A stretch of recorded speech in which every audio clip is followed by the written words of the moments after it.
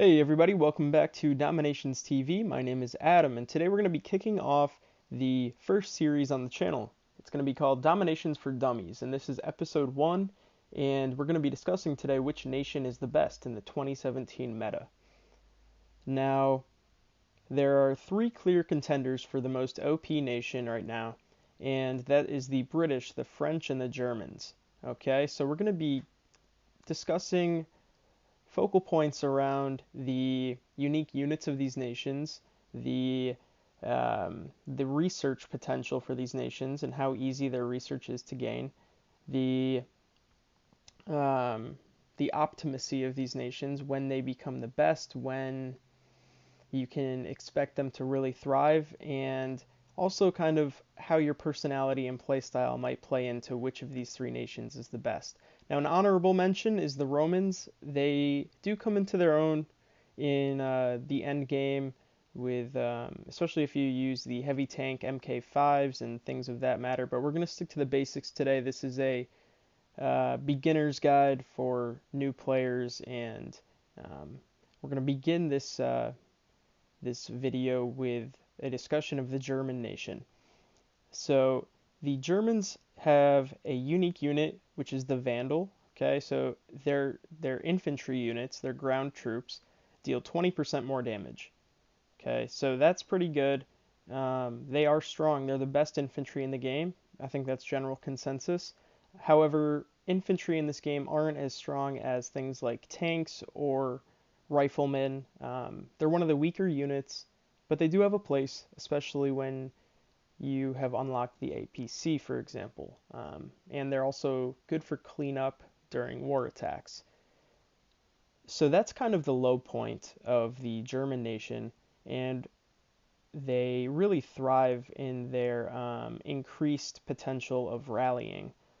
So this means that the Germans can rally 5% quicker, so the cooldown is 5% quicker, and the duration is doubled. So what that means is that when you rally in an attack, your troops are going to be sped up for twice as long as any other nation in the game. And anybody who has played this game extensively and is competitive in wars and strives to be the best that they can knows that this is a huge perk that the German nation offers. This is big. On my alt account, I am German, and boy, that rally is incredible. Um, you're like a speed demon running through your attacks, and to have it come back 5% or 5 seconds quicker is it's great. It really offers a heck of a lot of utility. Now, it's important to note that the second perk of the German nation is the Teutonic Fury, and so this means that anytime that you win in an attack or a multiplayer battle or a war attack, every single troop that you deploy on the field is going to gain 15% more DPS.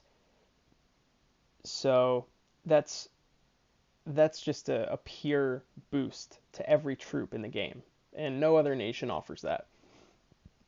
So it's the amount of utility that it offers with the rallying, as well as the effectiveness of just 15% overall more damage, is a clear indicator of why the top players in the world know and choose the Germans.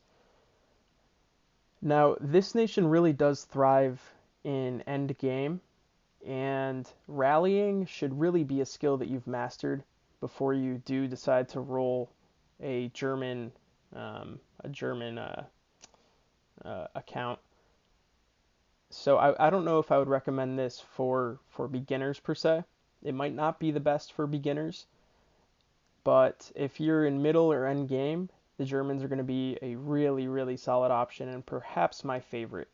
Um, so the research for the unique units, the infantry, is the easiest of all 3 to obtain. It's the first stage of Catherine in the university, and so you can max those out right off the bat. And they also gain pretty big gains in the library as well, the infantry.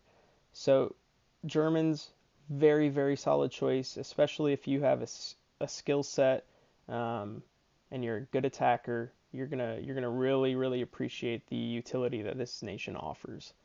All right, so second we're gonna discuss the French. So the French have the unique unit is they're heavy. So the horses, the tanks, they're really beefy if you choose the French, and these are going to be the best tanks in the game. Um, they offer 20% more health and 15% more damage. Um, the army trains 20% faster, so you can retrain your troops 20% faster and really raid and gain a lot of loot. And if you're a binge player, if you play for an hour or two a day or in a row consecutively, this is really going to be a nation to consider. If you play a lot and you're on and you do binge, um, it's a really solid nation, guys, because your troops are going to be retraining a lot faster. You're waiting 20% less to refill your barracks, um, and that can be big. If you can really take advantage of that and pop a training blessing too, your troops train incredibly fast. Now you're going to unlock the training blessing in the Enlightenment Age, um, and that's where this nation begins to thrive. And then further into the Industrial Age, when you do unlock your tanks, and they get a huge buff. The Saint Chamond tank is incredible for its age. Being an industrial tank, it's very strong, and the 20% more health on these tanks it's very good. Um, So aside from that, the Alliance Gate, which provides you with troops from your alliance members, is going to be increased by 3. And then an additional 3 in the Gunpowder Age, which means that it's going to max out, your Alliance Gate will max out at 39 in the Atomic Age, if you include the Alliance perk as well, which gives you another 3. And so that's 39 more troops that you can bring to any multiplayer attack, any war attack, and that can be a big utility as well, having those extra numbers. So an important thing to note is that the research for tanks is the most difficult to obtain by far, and it's found in the 4th row of Sultan Saladin.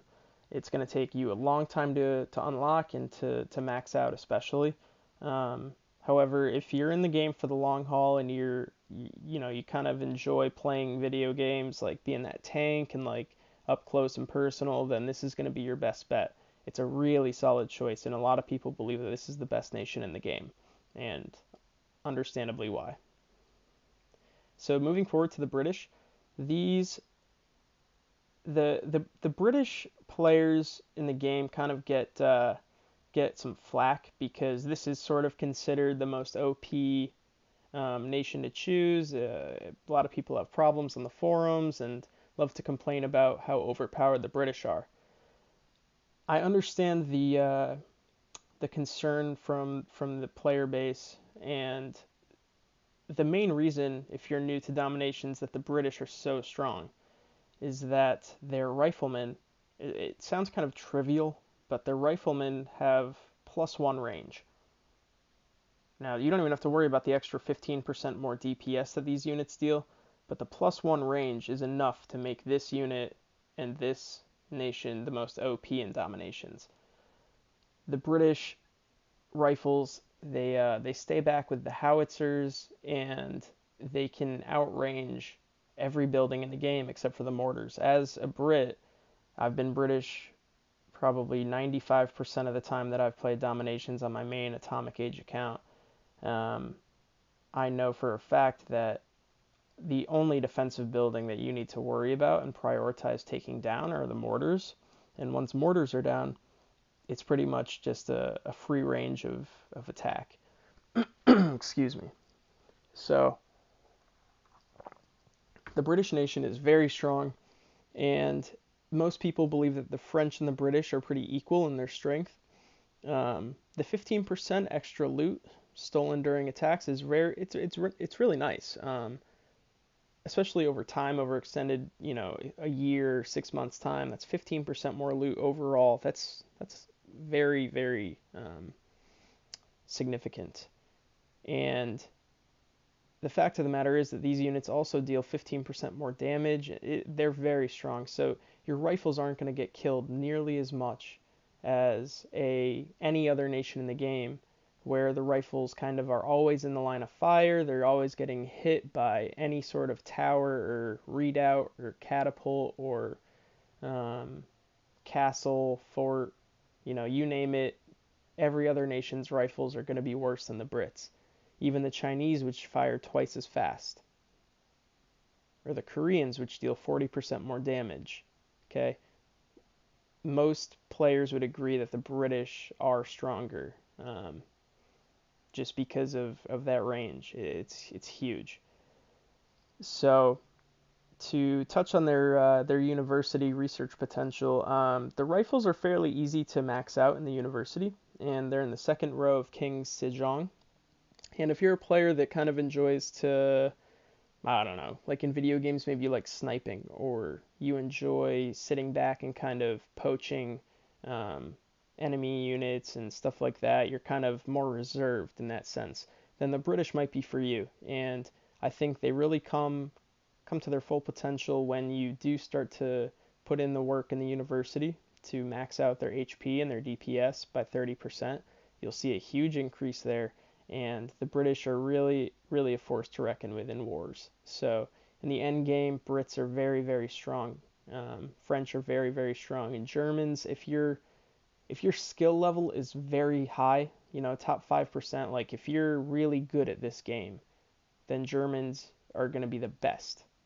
However, if that's not the case, you have two very, very solid options as a rolling British or rolling French. I have played both, and my personal preference is the Brits, um, but that French training time is great. Um, so hey guys, I hope that you enjoyed this first episode of Dominations for Dummies. I think that covered essentially everything. Um, but hey, leave a comment and let me know what your opinion is. I mean, people really get passionate about this topic, and I'm curious to hear what you guys roll and what you think in terms of my opinions on the current meta in 2017 of the best nations and dominations. If you liked the video, it'd be cool if you could leave a rating on it. And if you want more and you'd like to see more of this series, feel free to subscribe. Well, hey guys, thanks again, and as always, take care.